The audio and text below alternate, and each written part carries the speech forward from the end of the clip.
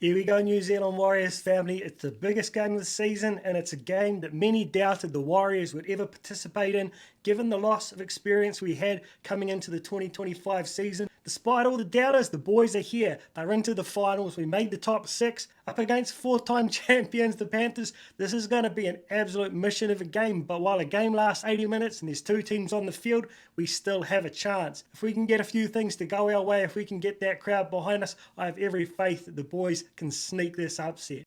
Looking at how the two teams line up here, we came in 6th. They came in 7th. No one would have predicted that coming into this season. The boys finishing ahead of the mighty Penrith Panthers. Overall points for and against, obviously there's a bit of a difference here. We're plus 21, they're plus 107. But on average, when you look per game, there's not a huge difference.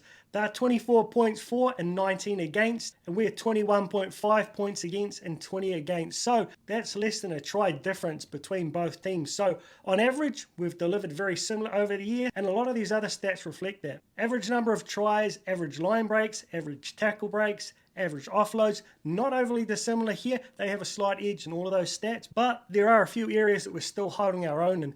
Overall run meters are right up there at the top of the comp with 1,700 plus run meters per game. We've slowly progressed ours up to 1,676 per game. That's a lot more than a lot of people thought we would average after we lost AFB. On the post-contact meters front, we're second in the comp right now and we're ahead of them. So it shows if we stay focused, we will be able to get momentum and we should be able to get down into their attacking zone. That said, it's going to be bloody hard for us to pin them there with the kicking game of Nathan Cleary. Clearly a lot longer than we have in our arsenal. Completion rates, penalties, errors, we're leading them in all of those key stats, and exactly the same tackle efficiency. So the numbers tell us we have every chance of competing in this game. All of the games we've played them bar one over the past 3 years have been relatively competitive games, but the clear point of difference here is finals experience and momentum. These guys, they know how to get it done in the big games. They're starting to rise now. They may have had a few losses over recent times, but I just feel the Panthers have got another massive gear to step up this week. That said, so do we.